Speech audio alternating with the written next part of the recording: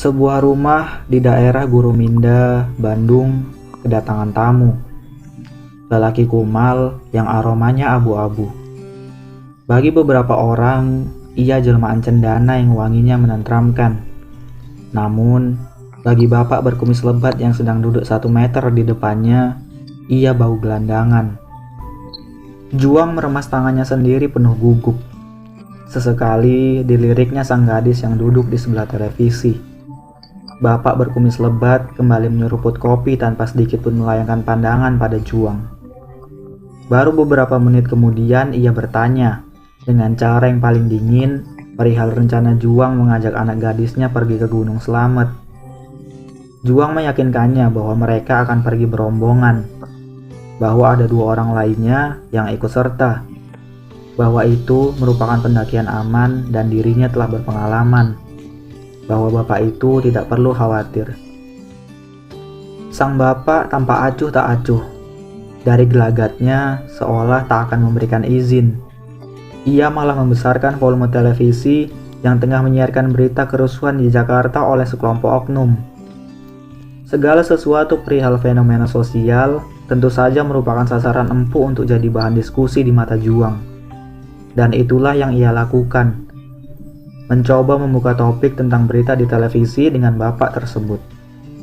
Obrolan meluas ke ranah politik dan sejarah. Bapak itu, untuk pertama kalinya, terkekeh di hadapan Juang. Ia terkesan mendengar teori turunannya Bung Karno versi Juang.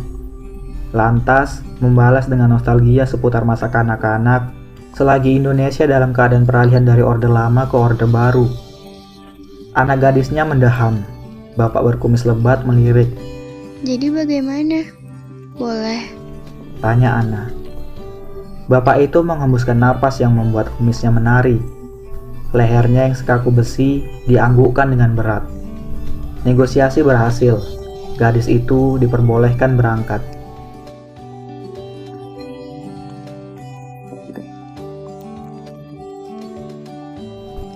Pada suatu Kamis, mereka bertolak.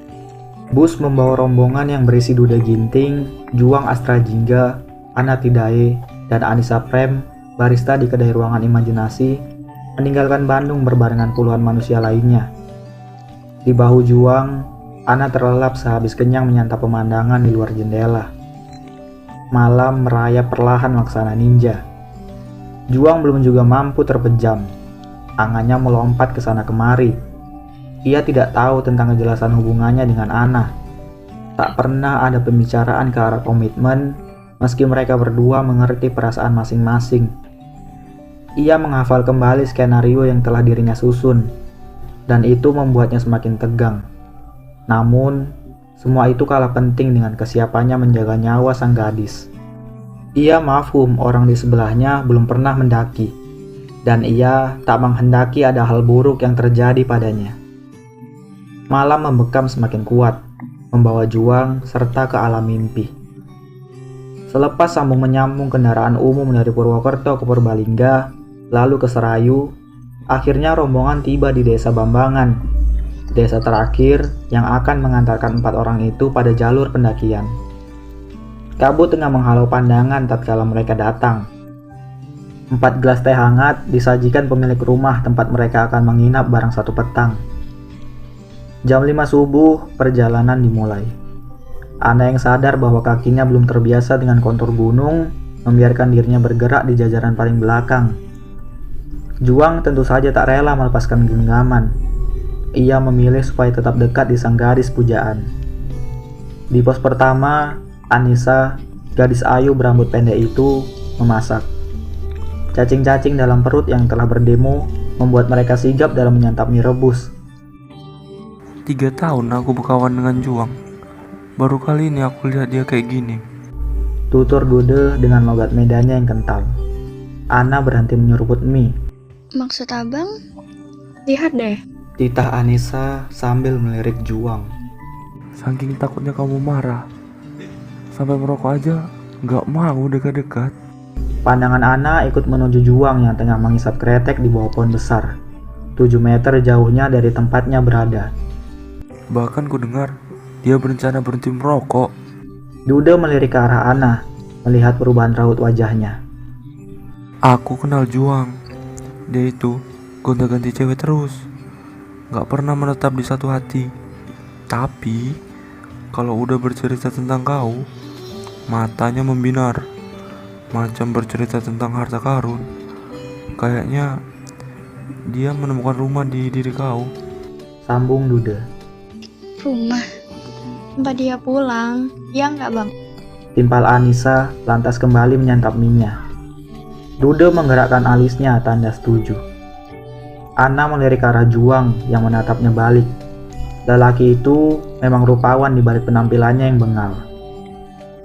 Ada sesuatu di mata tajam dan senyum sinisnya yang mengakibatkan perempuan ingin menjelajah lebih dalam, lalu rela tersesat tanpa hendak keluar lagi.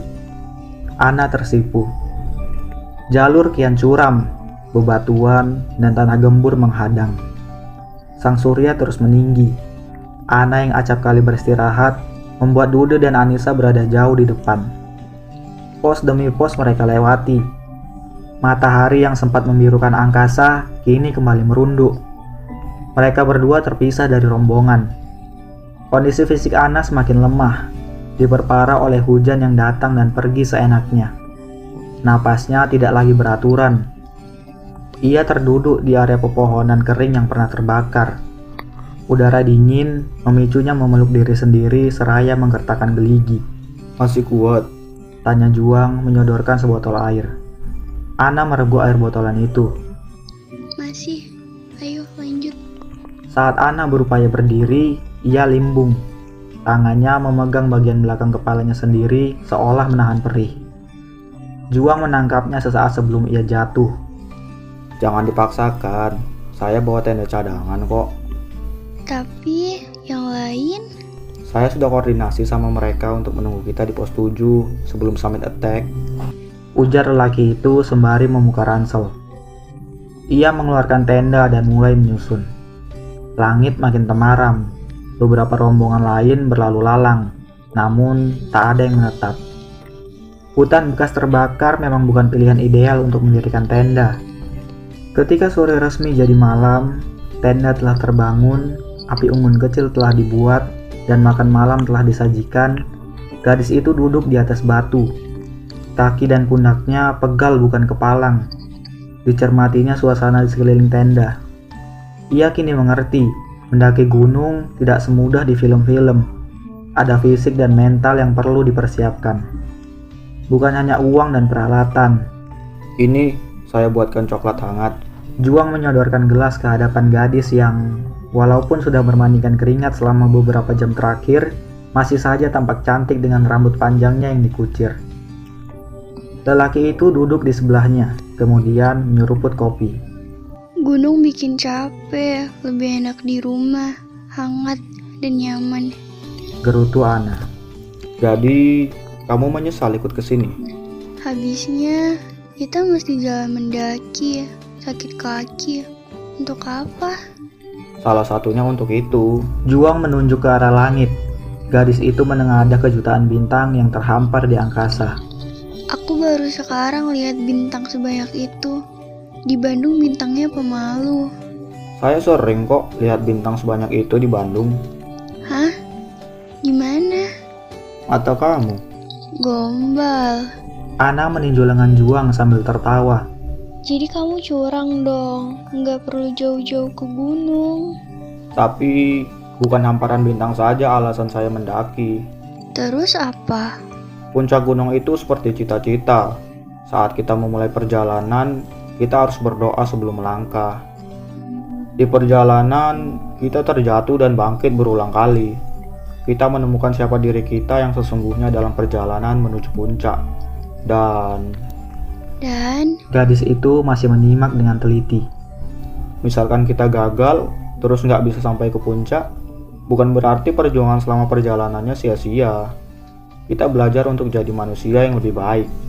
Ana mengangguk setuju. Mereka kembali menikmati langit. Juang, Ilya, Apa itu? I love you. Always. Juang tersenyum. "Ilya," balasnya. Tatapan mereka beradu. jantung mereka berkejaran. Untuk pertama kalinya, bibir mereka bertemu dan saling melebur.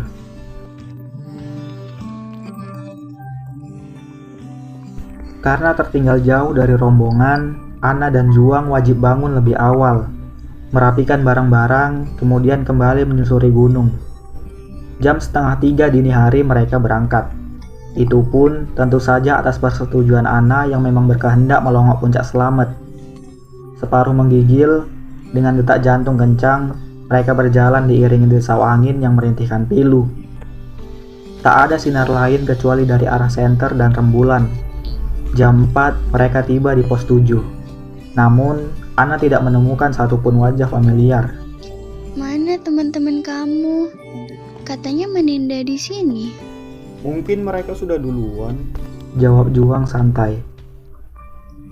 10 menit beristirahat, mereka berdua kembali bergerak sebelum udara jahat membekukan tubuh yang dibanjiri keringat. Cahaya kota kentara dari kejauhan, Ana berhenti sejenak. Kenapa? Masih kuat? Tanya Juang.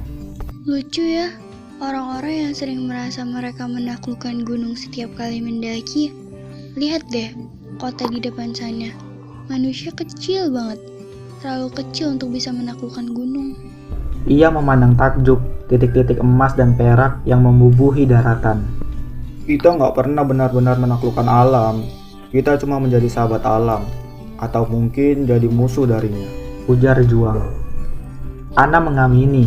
Ia lanjut mendaki. Sang lelaki melangkah di belakangnya. Kontur bebatuan makin berbahaya. Jalur kian curam. Salah menginjak sama saja dengan tergelincir dan jatuh ke jurang. Ana terus berusaha kendati napasnya tersengal dan tubuhnya harus bertempur mati-matian. Juang setia menjaganya dari belakang. Jam 5 pagi, tatkala matahari mengintip dari tepian horizon, Ana dan Juang belum juga tiba di puncak. Mereka berhenti sejenak untuk menikmati karunia Tuhan. Telinga mereka seolah mendengar nyanyian alam yang mengajak untuk bersyukur bahwa mereka merupakan bagian dari bumi. Bumi yang bukan hanya diisi oleh gedung-gedung tinggi dan mobil-mobil mewah atau telepon genggam dan internet, tapi juga bumi yang sudah ada sejak entah berapa lama, yang kekayaannya senantiasa dimanfaatkan manusia. Setelah bersusah payah, akhirnya mereka tiba di puncak Slamet. Lelah yang sedari tadi mendera seakan lenyap ketika mereka menatap cakrawala dan barisan awan yang melintas di bawah kaki. Ana kini mafhum mengapa beberapa orang rela meleburkan diri dengan alam dan melakukan perjalanan yang membahayakan jiwa. Pemandangan yang disaksikannya tak akan pernah bisa dibeli. Saat ia menengok ke belakang, ke arah daratan puncak yang luas, Dude dan Anissa sudah memegang bendera besar dengan tulisan, "Ana Tidae, maukah kamu berkomitmen denganku?" Gadis itu mengernyitkan dahi, tanda kurang mengerti. Juang memegang kedua tangannya. Saya adalah penulis murtad yang kurang bisa berkata-kata romantis kalau dihadapkan dengan seseorang yang membuat jantung saya berdebar setiap kali menatap matanya. Dan karena kita tinggal di sebuah negara di mana komitmen itu penting untuk diucapkan, mau nggak kamu jadi pacar saya? Ana tertawa terbahak-bahak. Lelaki itu kebingungan. Ekspresi yang keluar tidak seperti yang diharapkannya. Jadi, soal temen-temenmu jalan duluan itu skenario doang? Tanya Ana di sela-sela tawanya. Ana, serius deh. Kamu membuat posisi saya canggung, balas Juang. Setelah apa yang terjadi selama ini, mesti aku jawab. Iya. Bodoh. Kalau aku mudah mempercayakan nyawaku di tanganmu sepanjang pendakian ini, untuk apa aku gak mempercayai hatiku di tanganmu? Lagi pula, keren juga jadian di puncak gunung. Jadi? Ana tersenyum. Iya, aku mau. Sorak-sorai terlantun dari dua sahabat Juang. Traktirannya jangan lupa ya kawan. Goda Dude. Kau kira ada warung makan di sini? Jawab Juang lalu berniat mendekap Ana. Stop, nggak perlu pakai acara pelukan, nanti kayak sinetron. Seru Ana.